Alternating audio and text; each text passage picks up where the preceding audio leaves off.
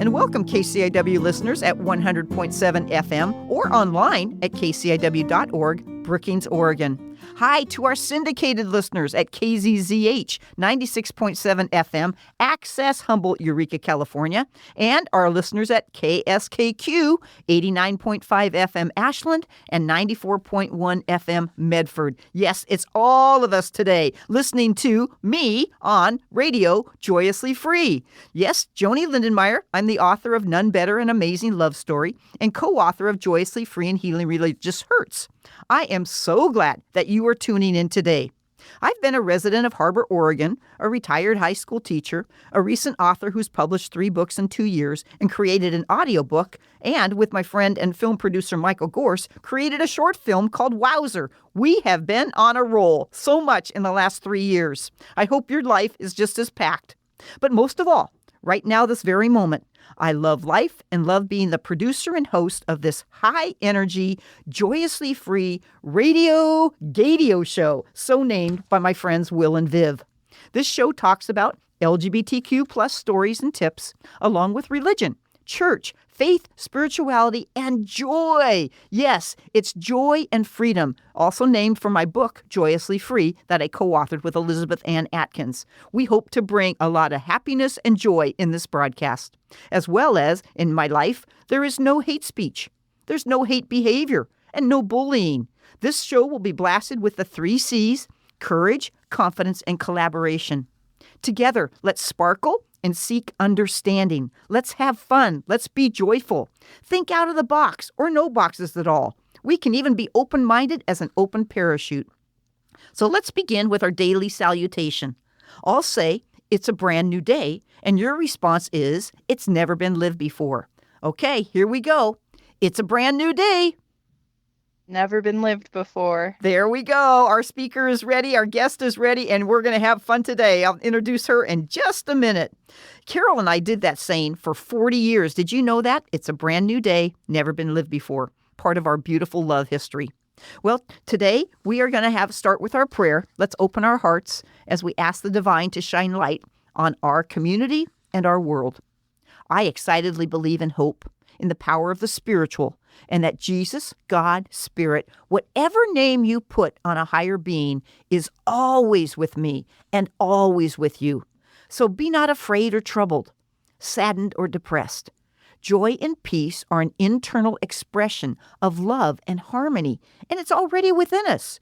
We only have to reach deep within and let it out. So let's center ourselves. Take a deep breath in with the good and out with doubt. Again, calmly breathe in through your nose with hope and out from your mouth with fears or anxiety. Last one, take a big deep breath in with joy and out with worry or despair. In the name of Mother Earth, Creator God, Jesus, Redeemer, and the blowing winds of the Holy Spirit, we say, hi, light, hi, love, hi, Jesus, hi, Spirit. Thank you for being with us today.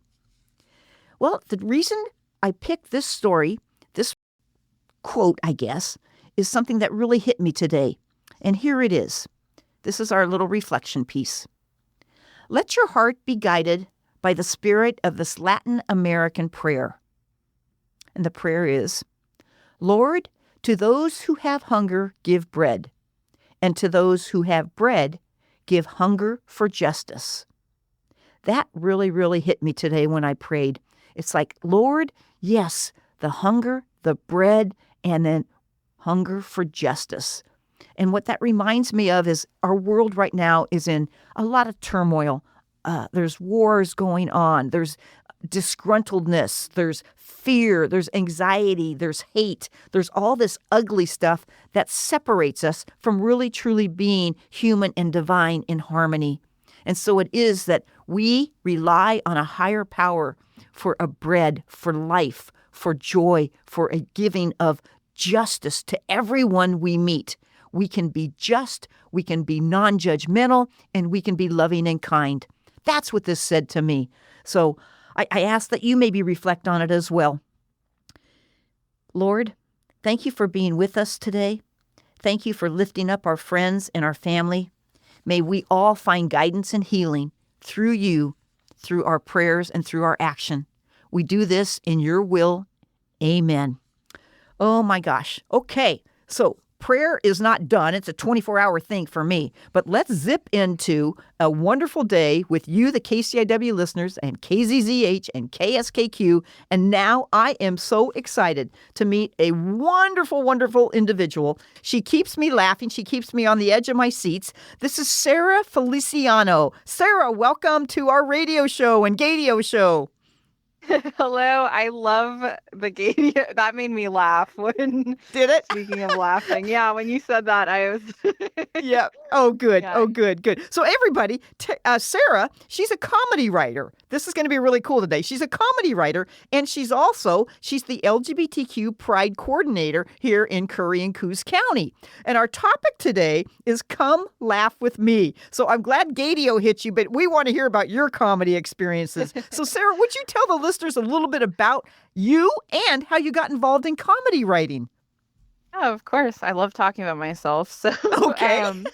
yeah, I'm from Los Angeles, and I would say that like what's really important about my background, what everybody needs to know, is that I come from this is like also why your intro really hit me. I come from a Latin American family. Mm-hmm. Well, and my parents are from Mexico and Cuba, and in Mexican in Latino culture, I feel like maybe I don't know if everybody knows this, but we're very animated, and if you watch any a lot of Mexican shows, comedy, like Spanish language shows, there's a lot of clowns. And when you when my family tells a story, we can't just tell a story, we have to imitate the person. I love it. And it's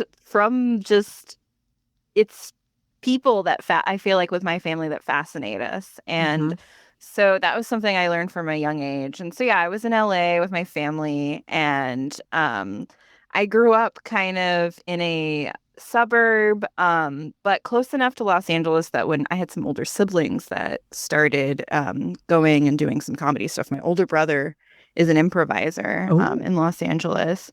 And he came home one day and asked the siblings if we wanted to play improv. There's 4 of us, including him and myself, and he asked us if we wanted to play improv. And I didn't know what this was. I think I was about maybe 9-10 years old. And we just made up, from my 9-year-old understanding, we were making up scenes and taking turns and just creating stories and making each other laugh. And I loved it. I loved seeing my siblings laugh at what I was saying. Because I'm also the only sister. So I was used to all of them ganging up on me a little bit and teasing me, and already feeling different from them because I was the only sister. And seeing that I can connect with them through art and laughter was just, I felt like I unlocked something there. Awesome. Well, and I think the more laughter we have brings an internal joy, not just an external joy. So how fun to grow up in this kind of a family. Wow, improv. Yeah, I mean, I did improv that was my main, I did improv up until I'm 27 now. Okay. And up until I was about 20, I think I did improv. So I did it throughout high school. I was really fortunate. The great thing about growing up in Southern California is there's a lot of arts in high schools. And I was really, really privileged and grateful for that, because we had an improv club at my school, at my high school. So, yeah, comedy sports. It was the shows were structured in 7 innings of different short form improv games. So games that are just like call and response games, and different kind of quick back and forth, kind of almost like what you would in working, in workplaces and in school programs, just the getting to know you kind of little call and response games, and similar to icebreakers or whatever it is that can create teamwork or create unity. Yeah, exactly. And so we were doing that on stage for people to watch. Oh, cool. Um, and yeah, it was a different crowd than the theater kids, and it was a different crowd than the Glee Club kids. It was the Okay. improv kids, and most of us, no surprise, were queer. Uh-huh. Uh-huh. Some of us maybe didn't know it then or weren't out yet, but yeah, that was also some of my first exposure to being around other queer people and queer like teens. Nice. Nice. Yeah, Nice. Well, and then when the creativity can shine, that's what it's about. Yep. Oh, for wonderful. sure. Yeah, Wonderful. One of my favorite jokes, and I'll see what you think of it. Did you know that please. baseball, when you mentioned 7 innings, did you know that baseball's in the Bible? Oh, please tell me about this. In the big inning. Oh, Did you get it? In the big inning, not beginning, but big it inning. starts with baseball. Anyways, and I'm a person that I love to laugh at my own little jokes and my own little innuendos. And I think you do the same, Same. don't you? Absolutely, same. And I think that's what's kind of annoying sometimes about being around other hilarious people is that we make each other laugh, but also we're making ourselves laugh all the time. Yes. And it's you don't even sometimes it's like I feel like we need people so much, but then there's times when it's like, oh, if we're by ourselves, we can always have a sense of humor and make ourselves laugh. And that is Mm-hmm. like so powerful. Mm-hmm. And so yeah, you can be in your own little comedy show in your head. And is that where your writing came from? Because you're a comedy writer, not just a comedy hmm improv. Talk to us about the writing of comedy. Yeah, of course. Yeah. So, I mean, when I was a kid, I just remember watching shows and being like, oh, like just I would just write stuff. It didn't even feel like any sort of it was something I did when I was alone and when I had time to myself, I would just write and write and write. And I didn't know I was writing scripts at the time. Mm-hmm. I would just write these like I would take characters from, say, I was watching a lot of SpongeBob when I was little, so I Uh-huh. would like take characters from SpongeBob and maybe somebody from another show, and I would just write these storylines. And then I started watching some sitcoms, and I watched so much. I was raised by TV, so I would just write shows when I was a kid, and just Wow. had this mind for that. And when I got older, when I was back in 2017, I went through my first, I didn't know it at the time, my first queer breakup. Uh-huh. And I had a lot of time to myself and a lot of time to watch Netflix. And I started watching this show, Chewing Gum. That's this British show by this writer, Michaela Cole. And she grew up religious. So she comes from a Christian African background. Okay. And so she blended her kind of upbringing with that and her family dynamic into comedy and just finding yourself and all this stuff. And it was one of the first things because I grew up in the evangelical Christian church Mm-hmm. down in Southern California.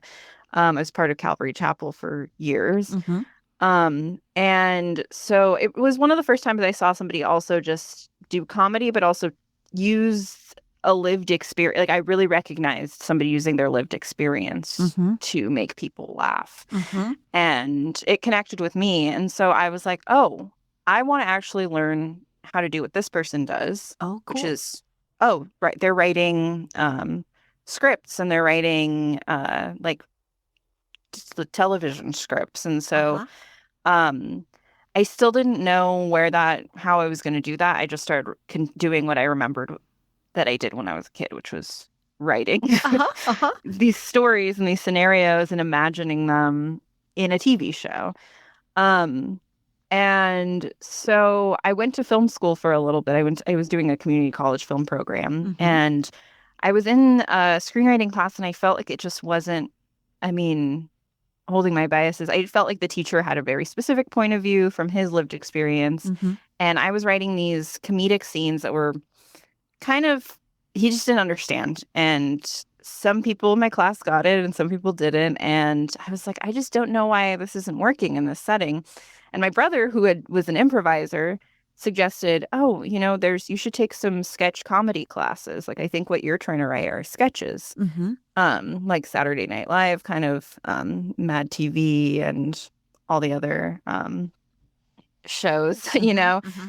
And so I was like, oh, okay. So I took a sketch comedy class, and I was in a room of a bunch of people who had written stuff before, had all these like, like, oh, I went to this school and I went to that, or I wrote for this and that. And me and my best friend took the class because we were like, well, we're funny and we want to write stuff, but we just don't know how or Uh-huh. like what we're Uh-huh. supposed to do. So we took that class, and it was just it opened up this whole new, it just felt like, oh, I can write all the time now. Like, I know, Oh. I have the tools now, I have the ideas, and now I'm meeting people who also just want to make people laugh. There's kind Uh-huh. of no hierarchy there. I met a lot of people who just, yeah. And I was in the class with this teacher who told us on the first day that we were doing writing workshops where we were going to read our work together. Mm-hmm. He was like, before we start, please laugh. Please feel comfortable to laugh at each other's stuff. Sometimes in these classes, we get kind of nervous and self-conscious, and if we find something's funny, we don't really like let ourselves laugh Mm-hmm. because we're so Mm-hmm. nervous. And Mm-hmm. he was like, but please laugh. And it felt like that permission was enough for everybody to just, we were laughing that class. We were just like in tears all the time. Oh my Like, gosh. it was so funny. And people, it's like, these I don't know, it was a really great experience. And then I ended up getting really involved in sketch comedy and getting on a house team at the theater I was taking classes at. And all of a sudden there I was like, this is where I need to be. Like, these are my people. Wow. Yeah. Oh, that is so cool. That is so cool. And I love your transition for all those different stages, from a class to a film school to your brother's input and your friend's input, and just finding your joyously free moments of your freedom of laughter and comedy as a writer. So what do you do with these writings that you do now? I mean, these days out here, because I moved from LA 2 years ago, and so now I'm here. I'm in Port Orford, and I don't get to put up my sketches. I will watch back a lot of sketches that I did back when I was in LA, and I'll write stuff every once in a while. My brothers are also musicians, and I live with my brothers, and we'll kind of write stuff that we think is funny. Uh-huh. But these days, I've been now my writing is my own personal kind of spiritual practice. I Okay. guess I would say for Okay. me, I need that to feel grounded in when I'm doing my day job, and when I'm reading the news, and when I'm spending time with people and hearing their stories and everything. Like, I need to be able to go home and write something that makes me Mm-hmm. laugh, or that's Mm-hmm. weird, or that's kind of gross, or Mm-hmm. whatever odd thing that's in my mind. Like, the writing and getting that out is now, it's been kind of grounding here in being in a new place where I don't know a lot of people, or the whole experience is new. And I thought the culture was different when I moved here. And I feel like now, I don't know. So now I'm using it. Now what I'm doing with it is it's become a more personal thing, which is Gotcha. interesting because at a certain point it was where my community was, Right. and where I was meeting other queer people, and where I was learning to like see how my work could make people feel something and make people laugh and let their guard down, and all be in this ritual of laughing together, and being surprised by certain things. And Mm-hmm. Mm-hmm. yeah, so I don't quite have that feedback anymore, but I feel like that was really important as a Mm-hmm. foundation for other things I do when I am connecting with people, and when I'm, yeah, I guess doing my day job, Uh-huh. Uh-huh. Which is? which is I'm the volunteer and outreach coordinator for Southern Oregon Coast Pride. Here we're in Curry and Coos County. We're a 2SLGBTQI nonprofit, and we put on events. We have programs for youth and for trans folks to access gender affirming materials. And we have meetups, and yeah, it's And the that's how gay I met hub. you. That's how we met. Yeah. Exactly. Oh my God. And you talk about laughter and you talk about queerness. That's what exactly how we met, Sarah. And how about you want to talk about the event we've got coming on May 12th at the Chetco Yes. Library? Yeah. So on Tuesday, May 12th at 5 p.m. at the Chetco Community Library, Public Library, we're going to have an intergenerational panel to discuss LGBTQ moments in LGBTQ history and what the hope is for the future and where we want to see our community continue to go and grow. And that's going to be really exciting because our panel is ages 40 to 80 plus.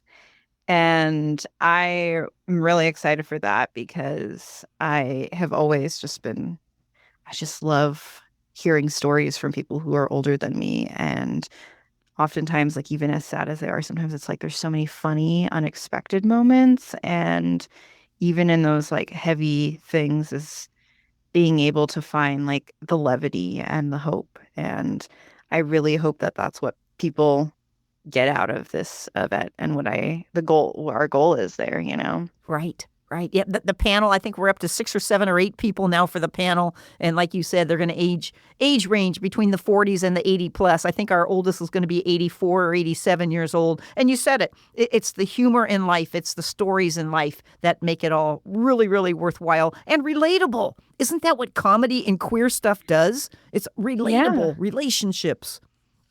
I think that's why we laugh at things, is that we understand it. We feel seen, or we feel like we see what somebody's trying to say. And sometimes that catches us off guard, or it's funny because it's like, oh, it's too true or it's too real. Oftentimes I'm laughing when something really horrible happens because I'm like, oh, but that's life, and sometimes life is just stranger than fiction. That's true. That's true. Oftentimes. Yes, for sure, for sure. Oh my gosh. Well, and I'm so glad you're the coordinator and doing all these great things for our queer pride, but it's also for allies. So the get together on May 12th at 5:00 is something for everybody in the community, all ages, and there'll be refreshments. There's going to be goodies there. Thanks to the Chetco Public Library for hosting it, along with the Coos and Curry Southern Oregon Coast Pride. And you're the spearhead behind that, Sarah. So thank you. Thank you so much. Oh, well, thank you. You're going to be on the panel. Mm-hmm. And I've heard stories from you just off air that have already, stuck with me, and I'm excited to hear more from you. And that gives me a glimpse of what we might hear on May 12th, Exactly. So. And then we're going to have Shakan. We're going to have Denise. We're going to have Troy. We've got a real lineup of panelists and all different life experiences. And yes, there will be a lot of humor and a lot of laughter. Come prepared to laugh. You mentioned a little bit ago that laughing and tears. Would you talk to me about what happens emotionally with laughter and tears? Yeah, they're both, recently, I guess I'll put it in a way that I heard recently. I was at this conference and, oh man, I wish I could remember the person's name. But they said that, like, crying is a function of our body, and it's just one of our bodily functions. Like, we wouldn't not go to the restroom if we had to, or sneeze. Mm-hmm. And I feel like it's the same thing with laughter and crying, is that sometimes they just happen. It's something our body does, which is actually kind of beautiful, because something that can make us laugh can also make us cry, for better or for worse. Sometimes we cry because it's so funny. It's just tickling us and we can't get it out. It's like you can't scratch that itch. Like, it's just you're out of breath and your body is just having this intense emotional experience. And then sometimes when you're crying, you also start laughing because it's like, sometimes I have moments where I'm crying and I'm like, oh my gosh, look at me right now. Like, if somebody could see me right now, like, this is, I don't know. Yeah. It would make somebody else laugh. Somebody might laugh at my expense, or, being a young person, there's moments where I'm crying about something. And then I'm like, oh man, as I'm getting older, I'm starting to see like, oh, one day I'll be able to laugh at this. And that's like the kind of, sometimes I think that's part of it, and it's just my personal experience, not necessarily like always writing, but yeah, sometimes when I'm going through something or something really heavy is happening, and especially like we've always had so much happening, but in our community right now, what's happening in the queer community, it is really hard to laugh right now. Right. A lot of things are not funny right now. Right. And I'm laughing at it because it's just like it's unbelievable. And I feel like those are two sides. Like there's two sides to that coin, because sometimes things that are unbelievable can bring you so much joy. And then also things that are unbelievable can bring you so much pain. Yep. And Sarah, I hate to cut you off, but that is like a great way to end it, because we are down to just seconds, and I love it. Joy and pain go together, and let's laugh. Let's have some comedy about it. I want to thank you, Sarah, so very much for being on here, talking about your personal life, talking about what you're doing with your writing and with your queer work. That is fantastic. Thank you from the top of my heart. Thank you so much.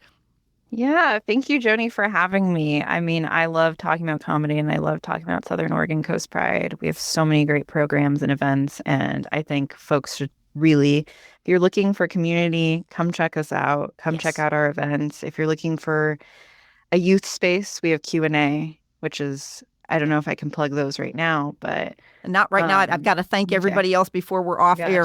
But I think the big thing, come May 12th, and you're going to hear and meet Sarah, and she'll laugh and she'll lock your socks off. So awesome. Thank you, Sarah. Thank you. Thank you, all the beautiful listeners on our coast. Thank you, KZZH, KSKQ, KCIW. We want to thank Tom Bozak, Mike Gorse, Candace, and Rose on KCIW, the team that makes it all happen. And we're going to end up by just saying, hey, smile big, wear bright colors, and have a good laugh today. On behalf of Sarah and I, laugh your head off today.